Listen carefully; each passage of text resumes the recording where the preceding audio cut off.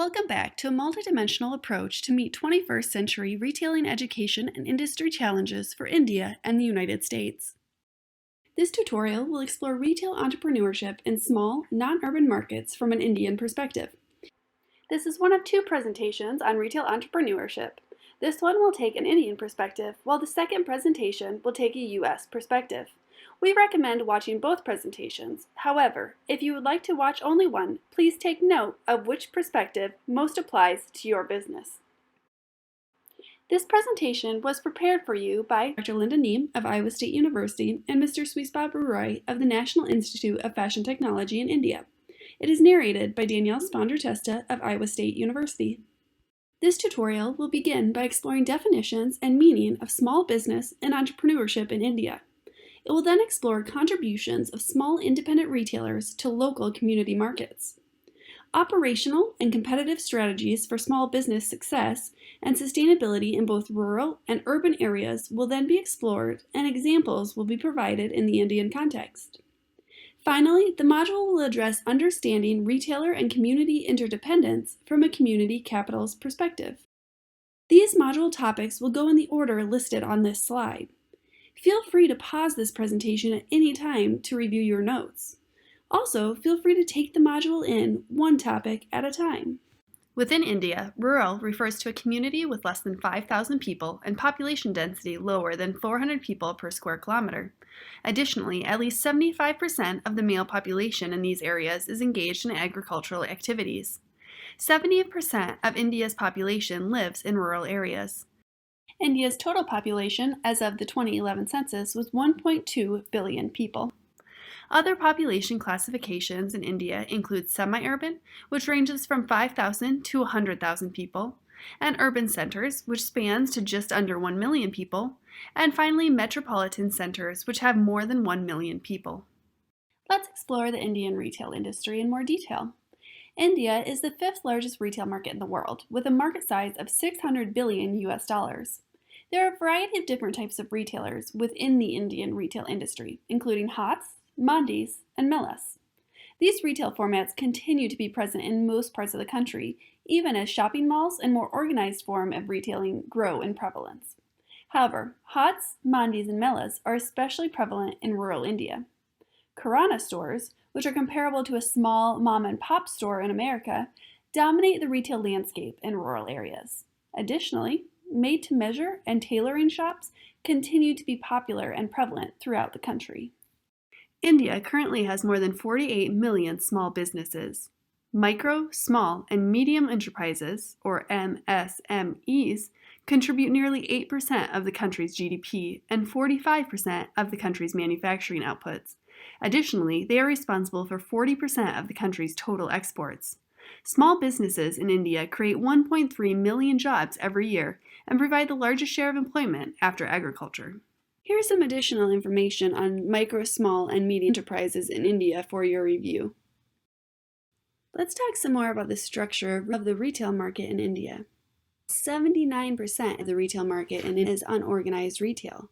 Now let's keep in mind unorganized retail includes a large number of small retailers that consist of local kirana shops, as well as footwear shops, apparel shops, local tobacco shops, hand cart hawkers, pavement vendors, and so on. This accounts for the majority of retailers in India. The other 21% is organized retailers, which comprise of trading activities undertaken by licensed retailers who are registered for sales tax, income tax, and so forth. These are the type of retailers you picture within the mall environment. Let's take a minute to look at some examples of these different types of retailers in India. We will start by looking at unorganized retailer examples, and we will end by looking at some examples of organized retail. On this slide, you can see an image of a fabric sourcing shop and a made-to-order shop, both smaller retail shops in India. In this slide, we have an image of a kirana and a handicraft shop. This slide shows a high street apparel store and a roadside clothing shop. This slide shows a small local jewelry store and a small local footwear store.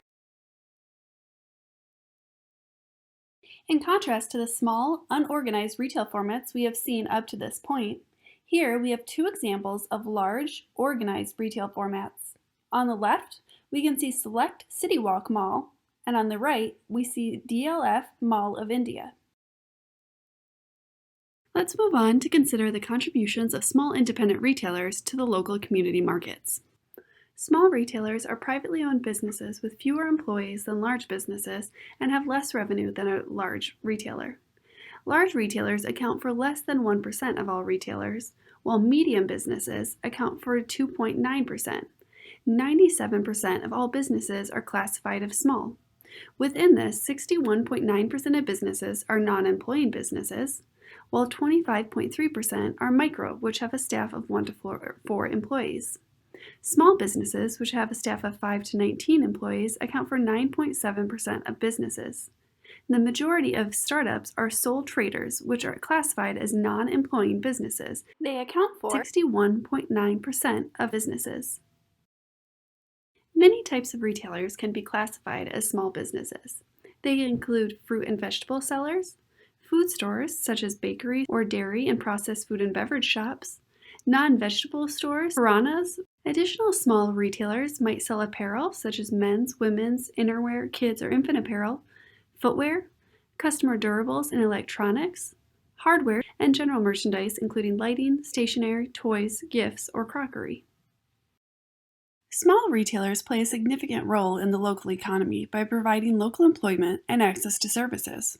Small businesses boost employment in their region, and those employment levels influence other standard of living metrics such as disposable income.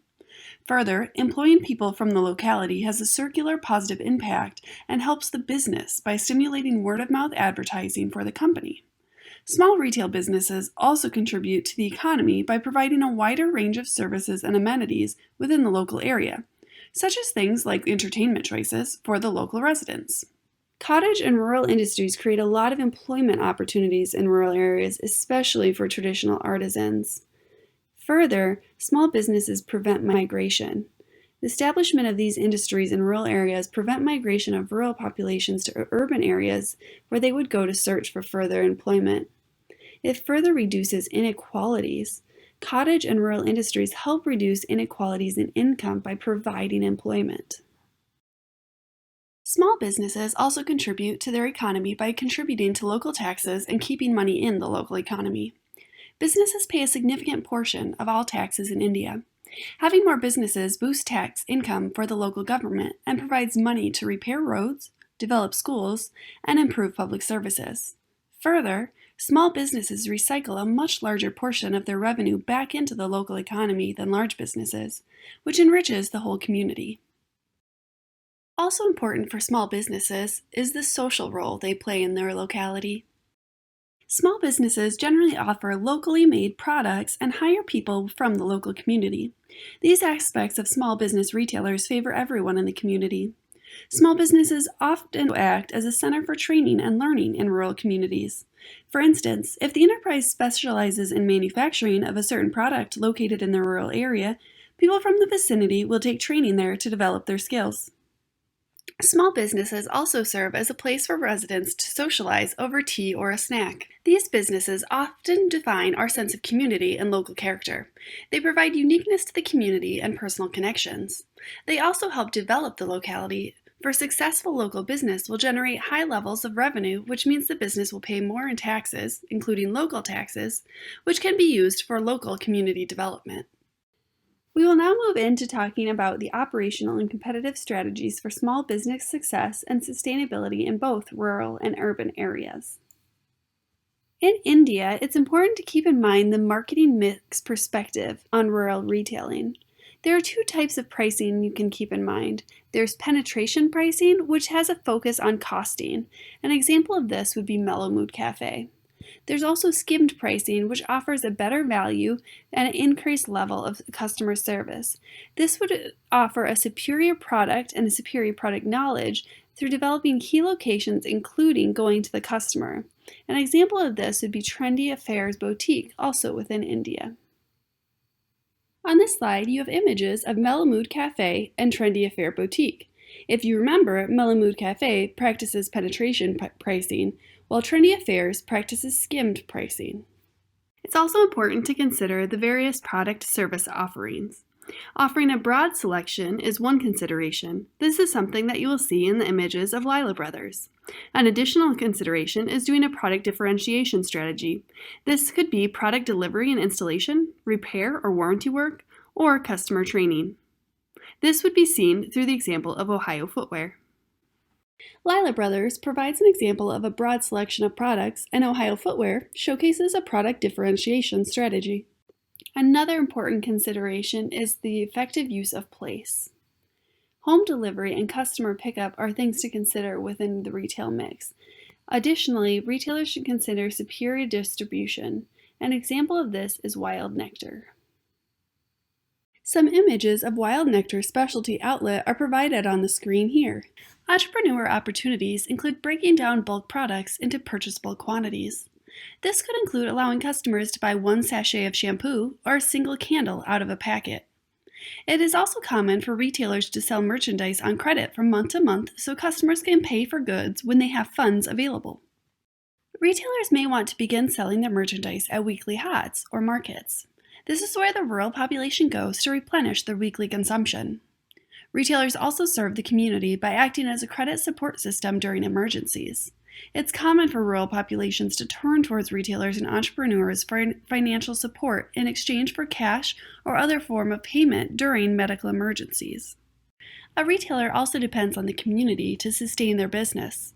An agricultural retailer depends on agricultural commodities for his or her product assortment. And any entrepreneur's flow of money is ensured by the community in which they reside. Thank you for taking time to learn about retail entrepreneurship in India. There is a second tutorial regarding retail entrepreneurship in the US. We hope you take time to watch that tutorial now.